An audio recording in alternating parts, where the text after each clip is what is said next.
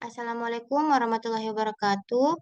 Kami dari kelompok 1 kelas B akan mempresentasikan metabolisme vitamin K, di mana anggota kami ada Jihan Aikatul Hisan, Nur Alia Putri, Anissa Rodatul Jannah, Fadila Maharini Safitri, Nirawati, dan Jihan Nuzulia Rahmi.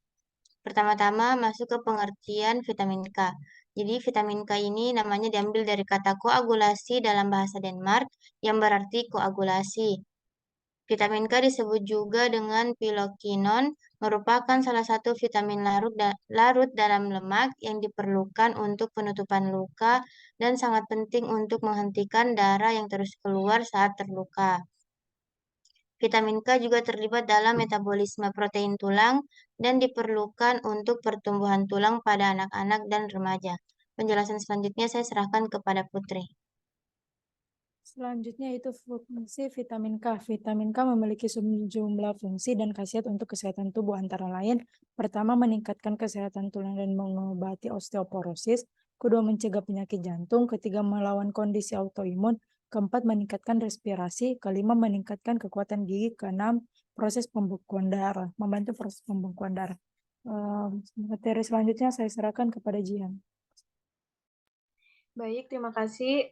Untuk selanjutnya, saya di sini akan menjelaskan struktur dari vitamin K. Nah, bentuk vitamin K ini memiliki struktur cincin polar, di mana hidrolifik 2-metil 1,4 naftokionin ini yang disertai dengan rantai samping hidrofobik dengan panjang dan saturasi yang bervariasi. Vitamin K1 ini memiliki rantai samping pitil yang melekat pada kepala naftokinin dan hanya mengandung satu ikatan tak jenuh. Vitamin K2 ini dibagi lagi menjadi menakonin, di mana N adalah jumlah unit preni pada rantai samping isopernoid dengan ikatan yang tak jenuh.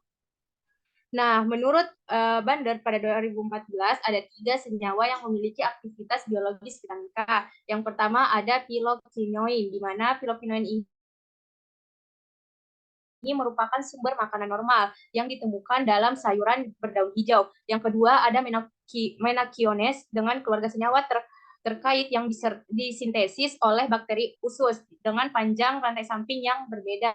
Yang ketiga ada menadione dan menadionate diacetate, di mana senyawa sintetik ini yang dapat dimetabolisme menjadi filokinoin. Untuk materi selanjutnya saya serahkan kepada Anissa Rodatul Jannah. Terima kasih atas kesempatannya. Di sini saya akan menjelaskan mengenai bagaimana metabolisme vitamin K. Nah, awal mulanya itu vitamin K ini dalam bentuk yang tidak aktif. Nah, dalam bentuk tidak aktifnya ini kuinon. Kuinon ini terbagi menjadi pilokuinon dan menakuinon. Nah, untuk mengaktifkan proses vitamin K ini, prosesnya itu ada namanya reduksi. Nah, enzim yang bekerja di situ yaitu kuinon reduktase. Ketika vitamin K telah aktif dalam bentuk aktif yaitu kuinol, yang tadi pilokuinon menjadi pilokuinon dan menakuinol menjadi menakuinon. Nah, menakuinol, nah vitamin K itu yang kerjasama dengan enzim karboksilasi of glutamic acid residue. Nah, kan ini ada coagulation factor adalah salah satu faktor untuk pembentukan pembekuan darah. Apabila tubuh terluka, maka dibutuhkan yang namanya proses pembekuan darah.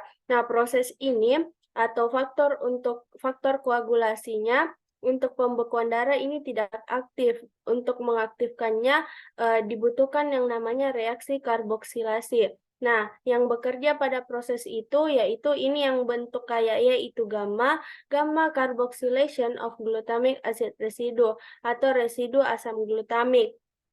Enzim ini tidak dapat bekerja secara sendiri untuk mengaktifkan faktor koagulannya. Maka dari itu dibutuhkan yang namanya substrat yang membantu enzim ini yang bekerja. Nah, substrat itu yaitu vitamin K dalam bentuk aktif atau kuinolnya. Nah, ketika vitamin K dalam bentuk aktif atau kuinolnya bekerja sama dengan enzim gamma karboksilasi untuk mengaktifkan faktor dari pembekuan darah, vitamin K yang awalnya aktif tadi akan bertemu dengan enzim karboksilase epoksidase. Enzim ini yang membuat awal mulanya vitamin K yang aktif akan menjadi bentuk tidak aktifnya kembali, yaitu vitamin K1, 2,3 epoksid. Untuk mengaktifkan vitamin K ini harus didaur ulang. Nah, proses daur ulangnya itu membutuhkan yang namanya enzim 2,3 epoksid. Vitamin K yang tidak aktif akan dikembalikan ke bentuk semulanya, yaitu quinon yang akan berproses kembali, berputar kembali untuk bekerja. Mungkin itu saja. Selanjutnya saya serahkan kepada Saudari Fadila untuk memaparkan materinya. Baik, adapun defisiensi vitamin K, yaitu yang pertama mudah memar, yang kedua perkembangan tulang yang buruk, yang ketiga osteoporosis, dan yang keempat peningkatan risiko penyakit kardiovaskular. Selanjutnya saya serahkan kepada presentator berikutnya.